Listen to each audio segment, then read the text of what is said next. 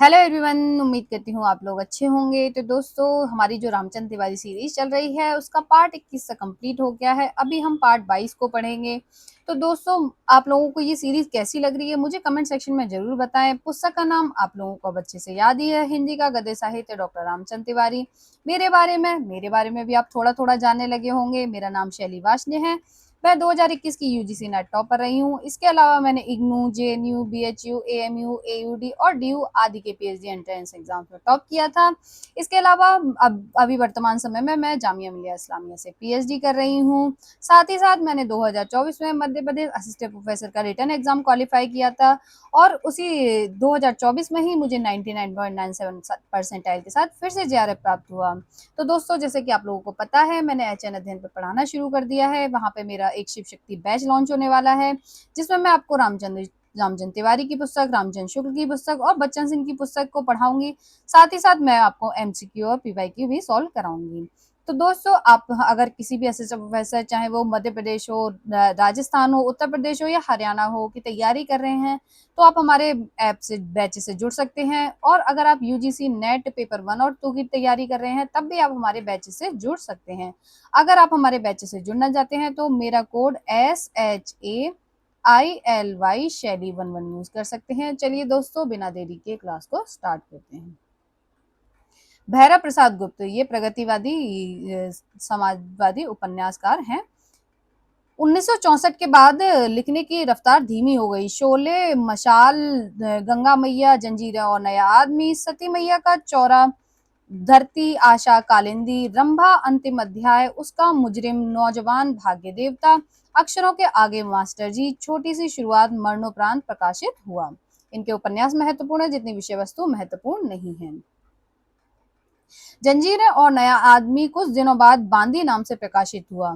तो जो जंजीरें और आदमी है वो बांदी नाम से प्रकाशित हुआ और फिर 1982 में इसका आपने नाम बदलकर आग और आंसू कर दिया। तो पहले जंजीरों और नया आदमी नाम से, फिर बांदी नाम से, फिर आग और आंसू नाम से प्रकाशित हुआ।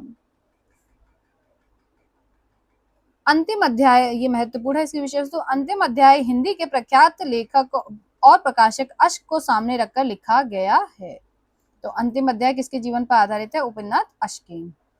भाग्य देवता में पूंजीवाद बनाम समाजवाद और भाग्यवाद बनाम श्रम निष्ठा की टकराहट के साथ ही इलाहाबाद के साहित्यिक सांस्कृतिक परिवेश का जो चित्रण किया गया है, उसमें वास्तविक साहित्यकारों को नाम परिवर्तन के बावजूद साफ साफ पहचाना जा सकता है। तो भाग्य देवता में क्या है, जो उनके समकालीन साहित्यकार हैं उनका नाम बदल के पूरी कहानी को लिखा गया है। श्री गुप्त की मृत्यु के बाद प्रकाशित छोटी सी शुरुआत इस दृष्टि से बेहद महत्वपूर्ण रचना है। बस इतना, इससे ज्यादा कहाँ साहित्यकारों का नाम इतना ही महत्वपूर्ण है। इसका कथानक भी, जो एक छोटी सी शुरुआत है, इसका कथानक भी सामाजिक पारिवारिक बदलाव चाहता है, किंतु राजनेताओं की तरह पर उपदेश कुशल न होकर स्वयं अपने आचरण में वांछित परिवर्तन के साथ समाज में परिवर्तन की शुरुआत उचित समझता है। महत्वपूर्ण नहीं है इतना, जो मेन इनके उपन्यास महत्वपूर्ण है और जिसको मैंने मार्क कराया है वो महत्वपूर्ण है। अमृत राय, उनका 1921 जन्म वर्ष है, 1996 निधन वर्ष है।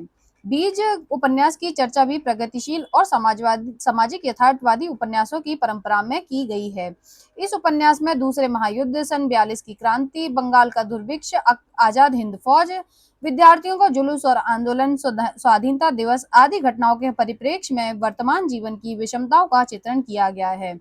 लेखक ने आज की पीड़ा में ही नए जीवन के छिपे हुए बीजों की कल्पना की है। प्रभाव की दृष्टि से अमृत राय का बीज अशक्त सिद्ध होता है। इनके अन्य उपन्यास है नागफनी का देश, हाथी के दांत, सुख दुख, भटियाली, जंगल, धुआं आदि इनके महत्वपूर्ण उपन्यास हैं। विषय वस्तु इतनी महत्वपूर्ण नहीं है जितनी कि इनके उपन्यास और उनका प्रकाशन वर्ष महत्वपूर्ण है। नागफनी का देश वस्तुतः प्रेम का देश है। इसमें रणजीत और वेला प्रवेश करते हैं। रणजीत डॉक्टर है, सेवा भाव से डॉक्टरी करता है, तड़क भड़क से दूर साधारण तरीके से रहता है। वेला उससे विमुख होकर श्रीकांत चित्रकार की ओर आकर्षित होती है। श्रीकांत कई स्त्रियों का जीवन नष्ट कर चुका है। वेला को यह बात तब ज्ञात होती है जब रणजीत भी उसे छोड़कर चला जाता है। जाने से पूर्व रणजीत वेला को एक पत्र लिखकर अपने अनुभव का सार लिखता है। आदमी की असल पहचान उसकी ऊपरी चमक-दमक से नहीं, उसके दिल की सच्चाई से, उसकी इंसानियत से होती है। किसका कथन है? रणजीत का। किस उपन्यास से? नागफनी के देश से। महत्वपूर्ण है। यही इस उपन्यास का सार है। सुख दुख में लेखक ने व्यक्तिगत जीवन के अनुभव के आधार पर यह प्रमाणित किया कि सुख दुनिया में बहुत थोड़ा है और जो है वह ढेरों मिलावट के साथ है। उसे मिलावट से अलग करना कठिन है। भटियाली की विषय वस्तु महत्वपूर्ण है। सिर्फ इतना जान लेंगे कि भटियाली में अविवाहिता चित्रा के प्रेम द्वंद का चित्रण है। चित्रा 3 पुरुषों की ओर आकर्षित होती है।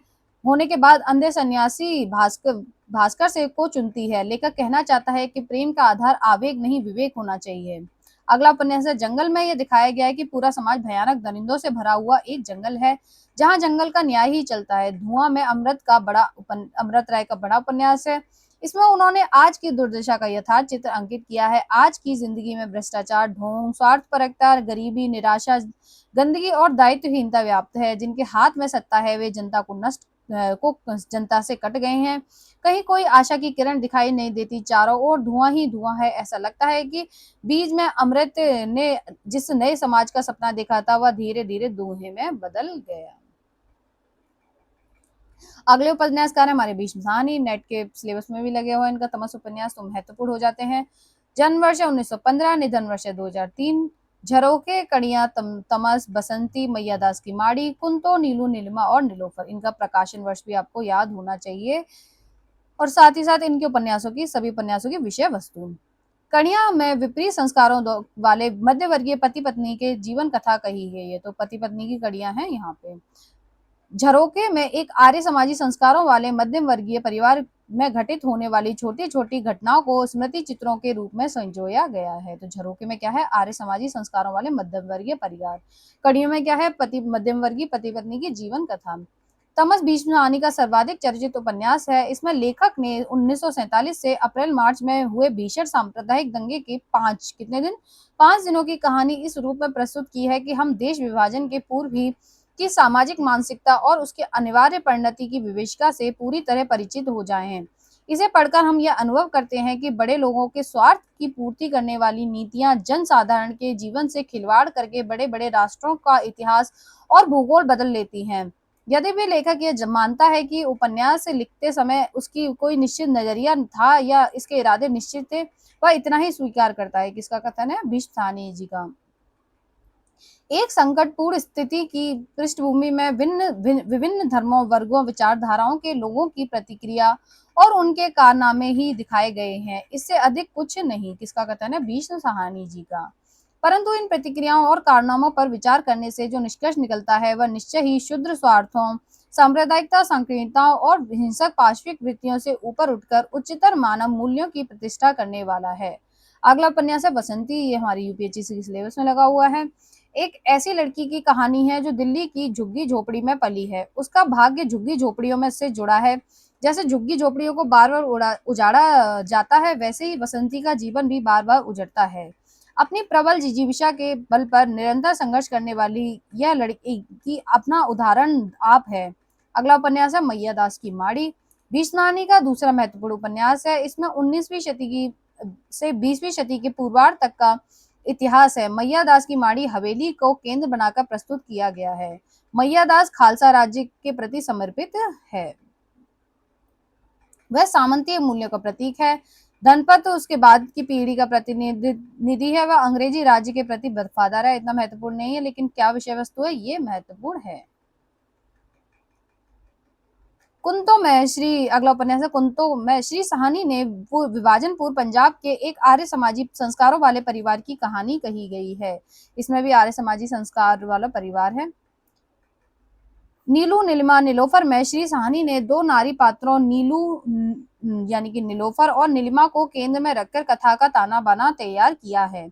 नीलू एक मुस्लिम बालिका है। वह सुधीर हिंदू युवक से प्यार करती है। नीलिमा एक हिंदू युवती है। वह अल्ताफ मुस्लिम युवक से प्रेम करती है। सामाजिक मर्यादाओं के भीतर दमित और कुंठित होकर दोनों विडंबनापूर्ण जीवन व्यतीत करती है। इस रचना के माध्यम से लेखक यह इंगित करना चाहता है कि हिंदू मुस्लिम सांप्रदायिक समस्या के समाधान के लिए व्यक्ति को भीतर से बदलना होगा।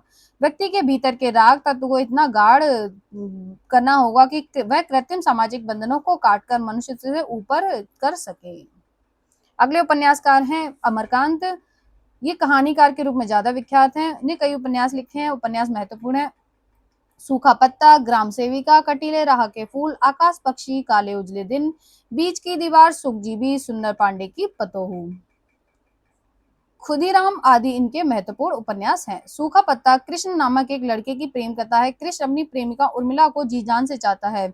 उससे बिछड़ने पर उसकी स्थिति सूखे पत्ते जैसी हो जाती है, किंतु यही प्रेम उसमें संघर्ष की चेतना उत्पन्न करता है और समाज को बदलने के लिए संकल्पित होता है। आकाश पक्षी में स्वतंत्रता प्राप्ति के बाद भारतीय समाज के अंतर्विरोध की ओर संकेत किया गया है। भारत को राजनीतिक स्वतंत्रता प्राप्त हो गई है, किंतु अभी समाज में सामंतवादी संस्कार बद्धमूल हैं, जो प्रगतिशील शक्तियों को आगे बढ़ने में बाधा पहुंचाते हैं। यह उपन्यास इन्हीं शक्तियों का द्वंद को उजागर करता है। इतनी विषय वस्तु महत्वपूर्ण नहीं है। काले उजले दिन की विषय वस्तु जान के रखेंगे कि विमाता के व्यवहार से विकसित व्यक्तित्व वाला युवक अपनी समर्पणशीला पत्नी कांति से प्यार से परितृप्त न होकर अपने दफ्तर में काम करने वाली युवती रजनी से प्यार करता है। कांति घुट घुट कर मरती है और अंत में युवक का ब्याह कांति की छोटी बहन नीलम से करा दिया जाता है। बीच की दीवार दीप्ति निम्न मध्यम वर्गीय मुंशी मुन्नी लाल की लाडली बेटी है। प्यार के कारण तुनक मिजाज, नखरीली, भावुक, घमंडी और काहिल हो गई है। उसे अपने रूप पर गर्व है। वह पहले अशोक की ओर आकृष्ट होती है, किंतु वह उसे महत्व नहीं देता। इसके बाद वह लंपट मनफूल की ओर बढ़ती है, किंतु मनफूल की पत्नी लीला बीच में आ जाती है और अंत में मोहन के संपर्क में आती है और बीच की दीवार जातिगत बंधनों को तोड़कर दोनों प्रेम विवाह कर लेते हैं। ऐसा लगता है कि अमरकांत एक रोचक प्रेम कथा को गढ़ लेते हैं, लेकिन सामाजिक अवरोधों और अंतर्विरोधों से संघर्ष की क्षमता अपने पात्रों को प्रदान नहीं कर पाते। इन्हीं हथियारों से महत्वपूर्ण विषय वस्तु है। 2003 ये बृहत्काय उपन्यास है और भारत छोड़ो आंदोलन अगस्त 1942 से लेकर देश की स्वतंत्रता 15 अगस्त 1947 तक का बलिया का सामाजिक यथार्थ ईमानदारी के साथ चित्रित किया है। बलिया जनपद ही इस उपन्यास का कथानायक है। तो उपन्यास का नायक बलिया जनपद है, तो इन्हीं हथियारों से। लेखक का विश्वास है कि सभी जातियां, धर्मों और क्षेत्रों की विकासशील एकता में ही हमारे देश का भविष्य सुरक्षित है। इन्हीं मूल्यों को आधार बनाकर हमने स्वतंत्रता की लड़ाई लड़ी है और ये मूल्य ही हमारे देश को विकास के पथ पर अग्रसर कर सकते हैं। अगले हमारे महत्वपूर्ण उपन्यासकार हैं विशंबरनाथ उपाध्याय। इनके उपन्यास है रीछ, पक्षधर, जाग मच्छंदर, गोरखाया, दूसरा भूतनाथ, जोगी मज्जा, विशुद्ध, विश्वभाव, प्रतिरोध, आधुनिक सिंहासन बत्तीसी, सिद्ध सरपा, विद्याधर बेताल आख्यान जैसे उपन्यासों को रचना करके उपाध्याय जी ने अपने कथाकार को प्रतिष्ठित किया है। सारे उपन्यास महत्वपूर्ण हैं। रीछ उपन्यास की विषय वस्तु है वर्तमान व्यवस्था के अंतर विरोधों को उजागर करता है। सत्ता से चिपका हुआ वर्ग वर्तमान व्यवस्था में परिवर्तन नहीं चाहता। पक्षधर में अर्थ संस्कृति के खिलाफ जीवन के हर संदर्भ में युद्ध छेड़ा गया है। जनार्दन, इंदिवर, अमिताभ, जोगिंदर, माशा, तृप्ति पक्षधरों के नेता हैं।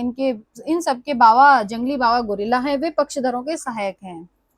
उपन्यास में इस युद्ध संदर्भ का पूरक होकर प्रेम संदर्भ आया है। इंदिवर और तृप्ता तथा वर्दी और गोरिल्ला बाबा का यौन संघर्ष उद्दाम और आदिम रूप में प्रकट हुआ है। जाग मच्छंदर गोरखाया किसके जीवन पे है? गोरखनाथ के चतुर्दिक धार्मिक रूढ़ियों से संघर्ष करते हुए एक युग पुरुष के रूप में चित्रित किया गया है। वे एक साथ वाममार्गी अभिचारों और गुरु मशेंद्र नाथ के कौलाचार के विरुद्ध उठ खड़े होते हैं। इतना ही महत्वपूर्ण है। दूसरे भूतनाथ, लेखक ने देवकी नंदन खत्री के प्रसिद्ध उपन्यास भूतनाथ के केंद्रीय पात्र भूतनाथ को एक आदर्श जननायक बनाकर प्रस्तुत किया है। इतनी ही विषय वस्तु महत्वपूर्ण है। जोगी मत जा भर्तृहरि के चरित्र का केंद्र बनाकर रखकर लिखा गया है। भर्तृहरि का चरित्र इतिहास और मिथक दोनों है।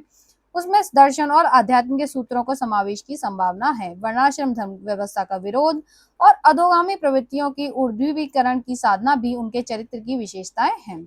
स्वयं लेखक के शब्दों में वह मनुष्य मात्र के मन और मूल्य, प्रवृत्ति और निवृत्ति में नाटकीय द्वंद्व का प्रतीक बन गया है। कौन? भर्तृहरि। लेखक ने यह भी अनुभव किया है भर्तृहरि द्वारा वैराग्य ग्रहण का वृत्तांत अपने में पूरा महाकाव्य या महाउपन्यास है। तो किसका कथन है? उपन्यासकार का विशंबरनाथ उपाध्याय जी का। ये लेखक का ही कहता है, मैंने भ्रतरी के समय लोग क्या सोचते थे, उसका मनन किया क्या था, विचार क्या थे, वह सब अनारोपित दृष्टि से यथावत दिखाया है, ताकि उस युग को और अपने समय के जनमन को समझा जा सके और तब उसके विवेकीकरण का प्रयत्न किया जा सके। इस तरह यह उपन्यास लोकमानस और मालवा मानस का भी अध्ययन है। विश्वाय परशुराम उपाध्याय जी ने परशुराम को एक ऐसे युग पुरुष के रूप में पेश किया है जो अनार्यों से आक्रांत आर्य संस्कृति की रक्षा के लिए पूर्णतः समर्पित है। प्रतिरोध अगला उपन्यास में लेखक ने यह स्पष्ट करना चाहा है कि आज की पूरी व्यवस्था कंस की राज्य व्यवस्था जैसी है। उसे बदलने के लिए प्रतिरोध का मार्ग ही एकमात्र विकल्प है। उपन्यास का केंद्रीय पात्र कृष्ण गोपाल इसी मार्ग पर चलता हुआ दिखाया गया है। उसका नाम भी कृष्ण की ओर संकेत करने वाला प्रतीक माना जाता है। वस्तुतः आज के पूंजीवादी उपभोक्ता समाज में पदार्थीकरण, अमानवीयकरण, आपाधापी और अधः पतन को देखकर लेखक का ध्यान इस महिमामयी विभूति की ओर आकृष्ट हुआ है, जिन्होंने अपने समय में अधोगामी प्रवृत्तियों से संघर्ष करके मानव मूल्यों को सुरक्षित रखा था। उपाध्याय जी ने इन उपन्यासों की यही प्रासंगिकता है। अगले उपन्यासकार हैं राही मासूम रजा। आधा गांव, टोपी शुक्ला, हिम्मत जौनपुरी, ओस की बूंद, दिल के सादा कागज, सीन 75, कटरा भी आरजू, असंतोष के दिन। मैंने इनके जो उपन्यास की ट्रिक, राही के गांव में टोपी शुक्ला ने हिम्मत करके ओस की बूंद से दिल के सादा कागज पर 75 सीन कटरा भी आरजू को लिख के दिए, लेकिन वहां से उन्हें असंतोष के दिन मिले। इस तरीके से आप कुछ भी ट्रिक से याद कर सकते हैं। आधा गांव का प्रकाशन वर्ष महत्वपूर्ण है 1966। आधा गांव में गाजीपुर जिले के गंगोली गांव के आधे भाग में रहने वाले सैयद मुसलमानों की कहानी कही गई है। यह कहानी देश के स्वतंत्र होने तथा दो टुकड़ों पाकिस्तान और हिंदुस्तान में बंटने, जमींदारी की समाप्त होने और नए समाज में राजनेताओं के रूप में एक अलग समृद्ध और शक्तिशाली वर्ग के उदय होने की है। लेखक ने इसे गंगोली वाले समय की कहानी बताया है। महत्वपूर्ण है, विषय वस्तु भी महत्वपूर्ण है, अलग अलग एग्जाम्स में भी पूछा जा चुका है, तो आप देख के चलेंगे। मुसलमान कौन से हैं? सैयद मुसलमान। कटरा बी आरजू, इसमें इलाहाबाद के एक मोहल्ले की कटरा मीर बुलाकी उर्फ कटरा बी आरजू में रहने वाले मध्य वर्ग और मजदूर वर्ग के गरीब परिवारों की कहानी कही गई है। कटरे में रहने वाले लोग अपनी छोटी छोटी आरजुएं पूरी नहीं कर पाते, इसलिए कटरे का नाम कटरा बी आरजू रख दिया गया है। 26 जून 1975 से लेकर मार्च 1977 तक देश में आपातकाल लागू था। इस अवधि में इस कटरे के लोगों को जो यातना भोगनी पड़ी, लेखक ने उसका पूरी मानवीय संवेदना के साथ चित्रण किया है। तो कटरा बी आरजू में क्या है? इलाहाबाद के मोहल्ले का कटरा बी मीर बुलाकी उर्फ कटरा बी आरजू में रहने वाले मध्यम वर्ग और मजदूरी लोगों का चित्रण है, जो कि 75 के आपातकाल के समय उनकी क्या स्थिति थी, इसका वर्णन लेखक ने किया है। कटरा तो एक प्रतीक है, खड़ी दोपहर दरवाजे पर, मन के अंदर रात गूंगा, आंगन गूंगा, कमरे ना करे न कोई बात। यह सत्य पूरे देश पर चरितार्थ होता है। अगले उपन्यासकार है हमारे जगदीश चंद्र। इनके उपन्यास है यादों के पहाड़, धरती का धन। ये हमारे यूजीसी नेट के सिलेबस में लगा हुआ है। 1972। आधा पुल, मुट्ठी भर कांकड़, कभी न छोड़े के टुंडा लाट, लाट घास गोदाम, नरकुंड में बास, लाट की वापसी, जमीन अपनी तो थी। ये इनके प्रकाशन वर्ष भी महत्वपूर्ण है और इनके उपन्यास भी महत्वपूर्ण है। धरती धन्ना अपना में से इन्हें विशेष ख्याति प्राप्त हुई। इसमें लेखक ने पंजाब के साधनहीन, पराश्रित, अपढ़, भाग्यवादी और शताब्दियों से अनेक प्रकार के अभावों में जूझ रहे हरिजनों की उत्पीड़न की कथा लिखी है। यही स्थिति भारत के लगभग सभी गांवों की है। हरिजनों में भी अब वर्ग चेतना जागृत हो रही है, किंतु अभी उनका संघर्ष कोई निर्णायक भूमिका अदा नहीं कर पा रहा है। आजादी के बाद भी अभी गांवों की मानसिकता में बुनियादी परिवर्तन नहीं आ पाया है, इसलिए अभी भी सामंतीय उत्पीड़न और सब पूंजीवादी शोषण बदस्तूर कायम है। आधा पुल में युद्ध की विभीषिका का जीवंत और यथार्थ चित्रण किया गया है। तो किसका चित्रण है? आधा पुल में युद्ध की विभीषिका का जीवंत और यथार्थ चित्रण। युद्ध में दुश्मन के गीदड़ की आवाज से सिग्नल देना, सेना का कोड भाषा में निर्णय लेना, सैनिकों से घृणा, उत्तेजना, भय, आतंक, हिंसा, बर्बरता, चौकन्नापन, खतरा, युद्ध, मौत, धुआं, सन्नाटा और सब मिलाकर मौत की छाया का अपनी समस्त विद्रूपताओं के साथ पूरे माहौल पर छा जाना, यह सब लेखक ने अद्भुत कुशलता के साथ मूर्त कर दिया है।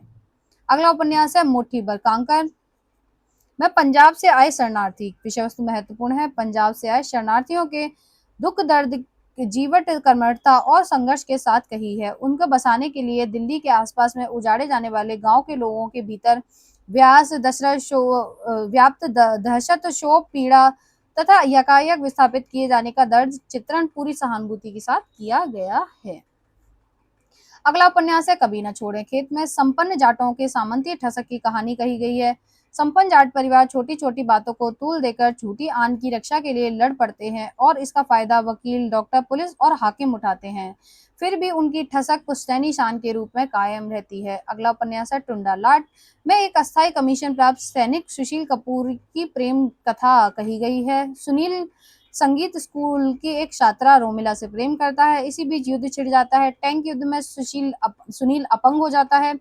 रोमिला का भाव बदल जाता है। लेखक का यह कहना चाहता है कि युद्ध सुकुमार सपनों को नष्ट कर देता है, वह कभी भी मानव समाज के लिए कल्याणकार नहीं है। तो टुंडा लाट की विषय वस्तु क्या है कि युद्ध सपनों को नष्ट कर देता है और मानव समाज के लिए वह कल्याणकारी नहीं है। अगला उपन्यास है घास गोदाम।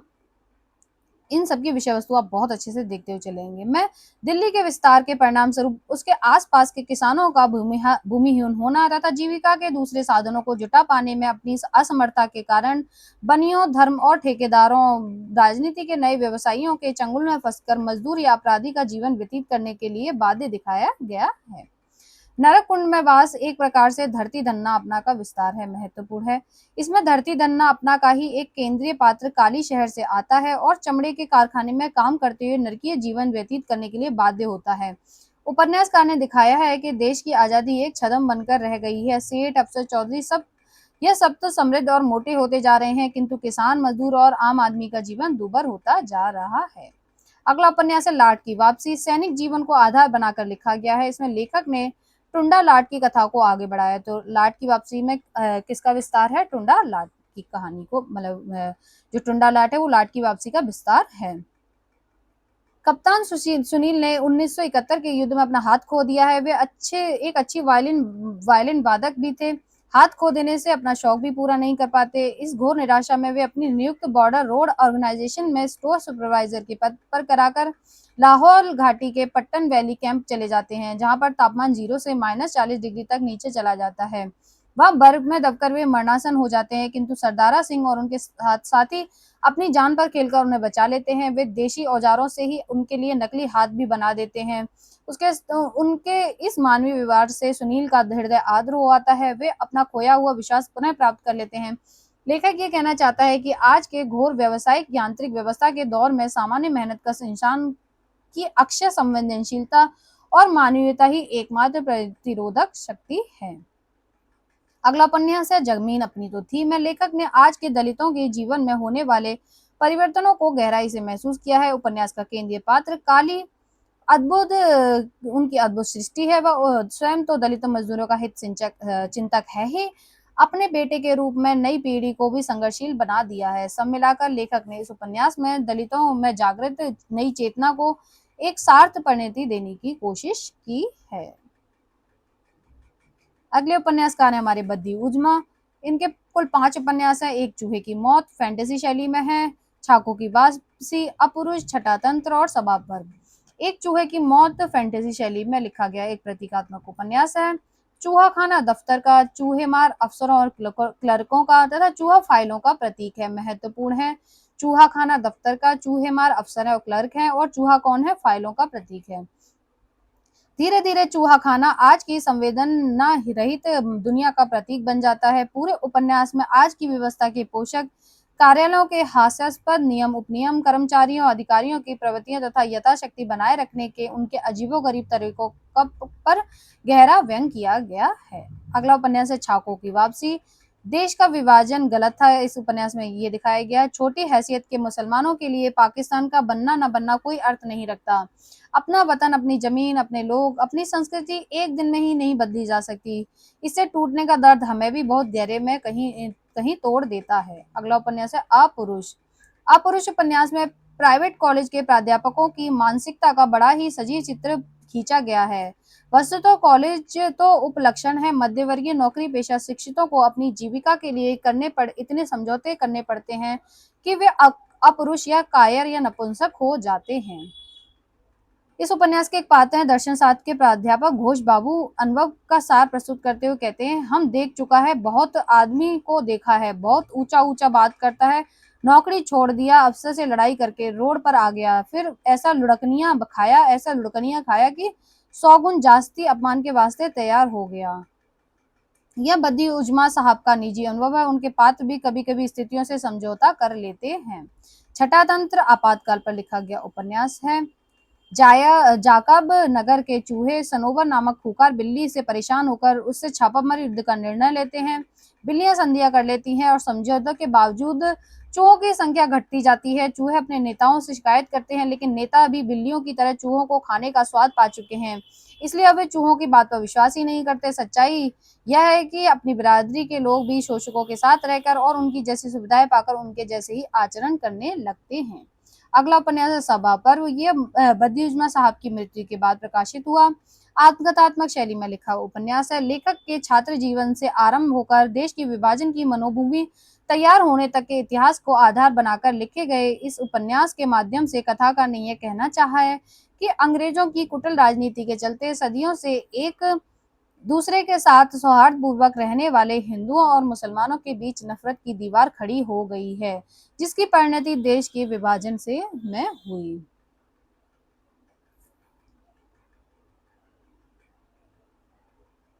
सच्चाई तो यह है कि अन्याय, अधर्म, घृणा, ईर्ष्या, द्वेष, सत्ता प्रेम, वर्चस्व स्थापन, नारी अपमान और जनता के शोषण की जो कहानी महाभारत के सभा पर्व के समय से शुरू हुई है, वह आज भी पूरी नहीं हुई। लोगों के चेहरे बदल गए हैं, किंतु मन की भीतरी परतों में पशुता अब भी है कदाचित। इसलिए लेखक ने उपन्यास का नाम सभा पर्व रखा है। उपन्यास का अंत गहरी उदासी का भाव छोड़ जाता है। ऐसा शायद इसलिए हुआ कि लेखक का विश्वास जिंदगी को देखने और समझने के किसी बने बनाए नजरिए से नहीं है। सामाजिक मानसिकता को बदलने और समाज को बेहतर बनाने के बार बार के प्रयत्नों की विफलता को देखकर उसका उदास होना स्वाभाविक है। इसके बावजूद बद्रीजुना एक बेहद ईमानदार रचनाकार हैं। महत्वपूर्ण अगले हृदय हैं जो मैं आप लोगों को अगली क्लास में पढ़ाऊंगी। तो चलिए बिना देरी किए क्वेश्चन आंसर सॉल्व करते हैं।